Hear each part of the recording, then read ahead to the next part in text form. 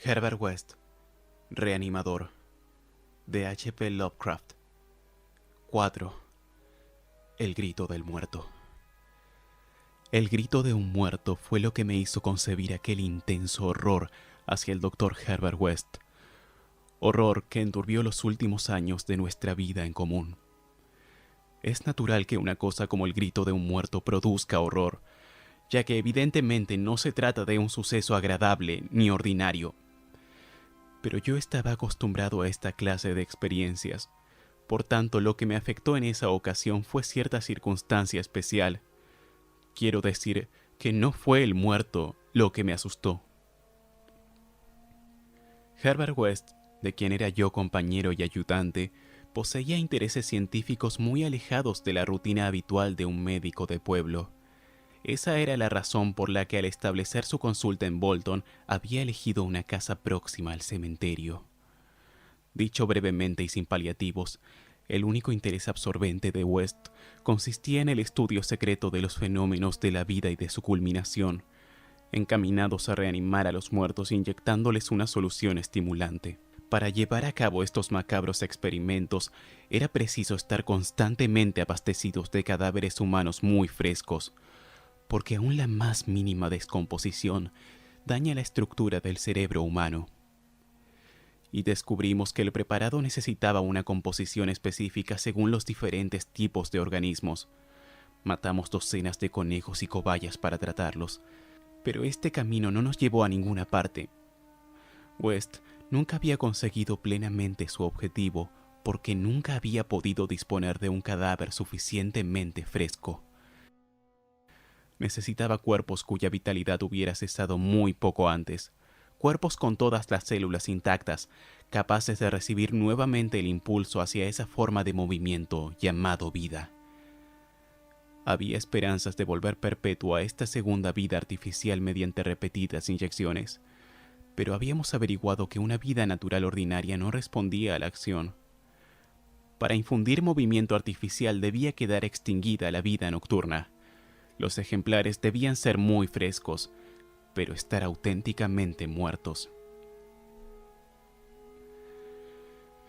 Habíamos empezado West y yo la pavorosa investigación siendo estudiantes de la Facultad de Medicina de la Universidad Miskatonic de Arkham, profundamente convencidos desde un principio del carácter absolutamente mecanicista de la vida. Eso fue 7 años antes. Sin embargo, él no parecía haber envejecido ni un día. Era bajo, rubio, de cara afeitada, voz suave y con gafas. A veces había algún destello en sus fríos ojos azules que delataba el duro y creciente fanatismo de su carácter, efecto de sus terribles investigaciones. Nuestras experiencias habían sido a menudo espantosas en extremo, debidas a una reanimación defectuosa, al galvanizar aquellos grumos de barro de cementerio en un movimiento morboso, insensato y anormal, merced a diversas modificaciones de la solución vital. Uno de los ejemplares había proferido un alarido escalofriante. Otro se había levantado violentamente, nos había derribado a los dos dejándonos inconscientes y había huido enloquecido, antes de que lograran agarrarlo y encerrarlo tras los barrotes de un manicomio. Y un tercero, una monstruosidad nauseabunda y africana, había surgido de su poco profunda sepultura y había cometido una atrocidad. West había tenido que matarlo a tiros. No podíamos conseguir cadáveres lo bastante frescos como para que manifestasen algún vestigio de inteligencia al ser reanimados, de modo que forzosamente creábamos horrores indecibles. Era inquietante pensar que uno de nuestros monstruos, o quizá dos, aún vivían. Tal pensamiento nos estuvo atormentando de manera vaga, hasta que finalmente West desapareció en circunstancias espantosas. Pero en la época del alarido en el laboratorio del sótano de la aislada casa de Bolton, nuestros temores estaban subordinados a la ansiedad por conseguir ejemplares extremadamente frescos. West se mostraba más ávido que yo, de forma que casi me parecía que miraba con codicia el físico de cualquier persona viva y saludable. Fue en julio de 1910 cuando empezó a mejorar nuestra suerte en lo que a ejemplares se refiere. Yo me había ido a Illinois para hacerle una larga visita a mis padres, y a mi regreso encontré a West en un estado de singular euforia. Me dijo excitado que casi con toda probabilidad había resuelto el problema de la frescura de los cadáveres abordándolo desde un ángulo enteramente distinto, el de la preservación artificial. Yo sabía que trabajaba en un preparado nuevo sumamente original, así que no me sorprendió que hubiera dado resultado, pero hasta que me hubo explicado los detalles me tuvo un poco perplejo sobre cómo podía ayudarnos dicho preparado en nuestro trabajo, ya que el enojoso deterioro de los cadáveres se debía ante todo al tiempo transcurrido hasta que caían en nuestras manos. Esto lo había visto claramente West, según me daba cuenta ahora, al crear un compuesto embalsamador para uso futuro más que inmediato, por si el destino le proporcionaba un cadáver muy reciente y sin enterrar, como nos había ocurrido años antes con aquel negro de Bolton tras el combate de boxeo. Por último, el destino se nos mostró propicio, de forma que en esta ocasión conseguimos tener en el laboratorio secreto del sótano un cadáver cuya corrupción no había tenido posibilidad de empezar aún. West no se atrevía a predecir qué sucedería en el momento de la reanimación, ni si podíamos esperar una revivificación de la mente y la razón. El experimento marcaría un hito en nuestros estudios, por lo que había conservado este nuevo cuerpo hasta mi regreso, a fin de que compartiésemos los dos el resultado de la forma acostumbrada. West me contó cómo había conseguido el ejemplar. Había sido un hombre vigoroso, un extranjero bien vestido que se acababa de apear del tren y que se dirigía a las fábricas textiles de Bolton a resolver unos asuntos. Había dado un largo paseo por el pueblo y al detenerse en nuestra casa a preguntar el camino de las fábricas, había sufrido un ataque al corazón. Se negó a tomar un cordial y cayó súbitamente muerto un momento después. Como era de esperar, el cadáver le pareció a West como llovido del cielo.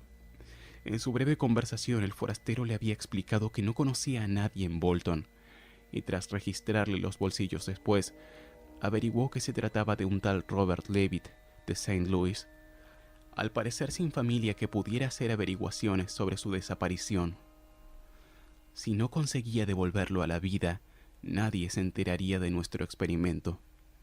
Solíamos enterrar los despojos en una espesa franja de bosque que había entre nuestra casa y el cementerio de enterramientos anónimos. En cambio, si teníamos éxito, nuestra fama quedaría brillante y perpetuamente establecida. De modo que West había inyectado sin demora en la muñeca del cadáver el preparado que lo mantendría fresco hasta mi llegada. La posible debilidad del corazón, que a mi juicio haría peligrar el éxito de nuestro experimento, no parecía preocupar demasiado a West.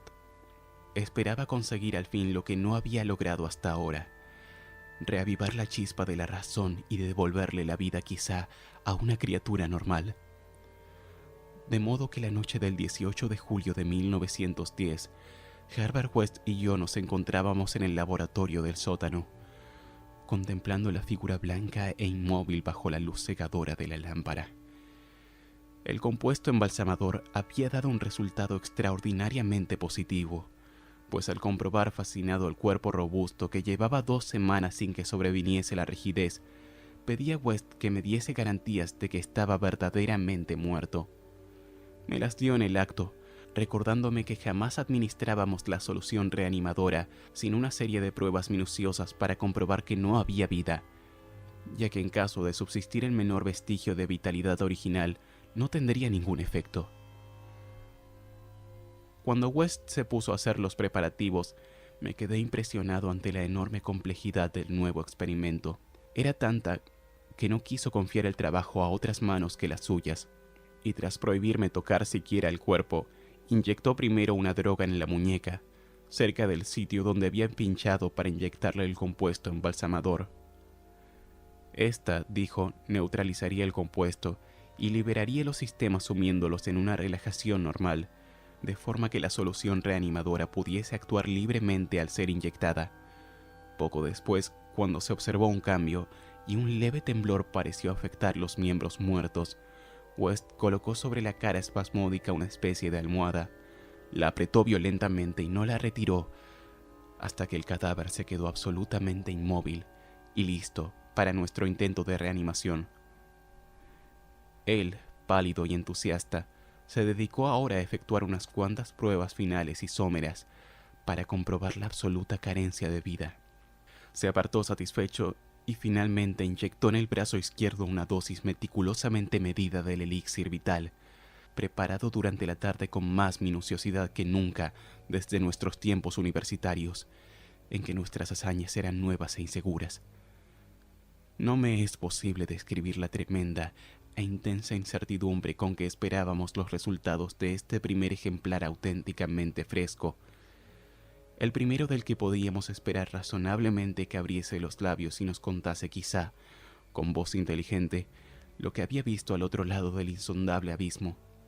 West era materialista, no creía en el alma y atribuía toda función de la conciencia a fenómenos corporales.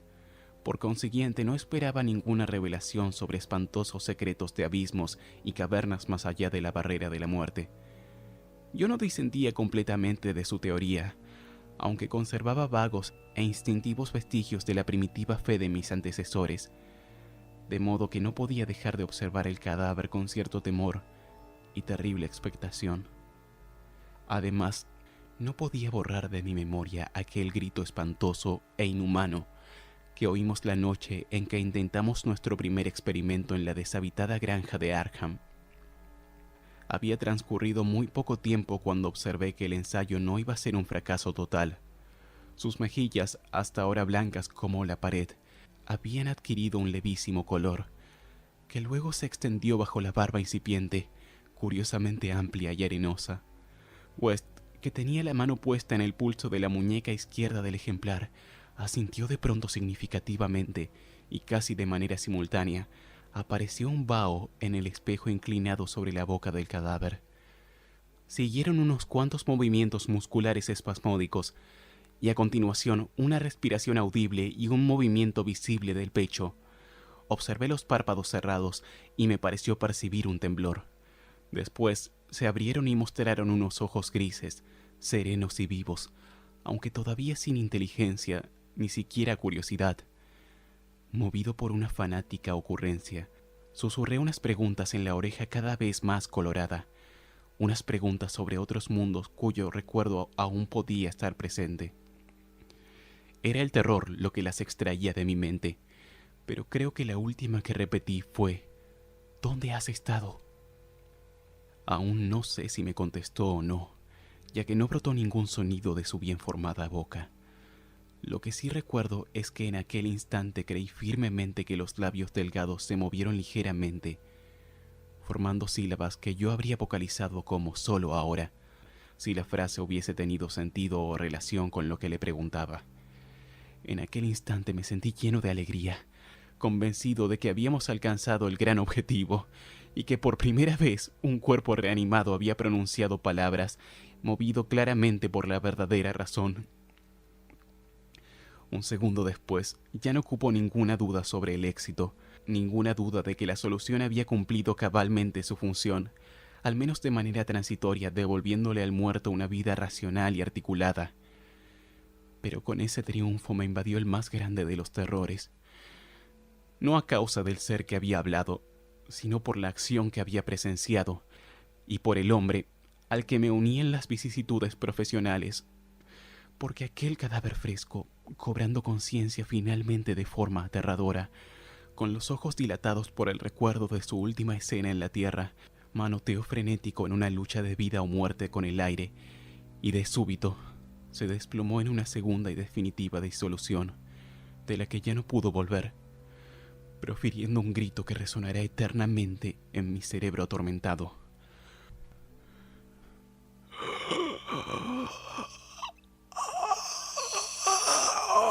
¡Auxilio! ¡Aparta, maldito demonio rubio! ¡Aparta esa cosa!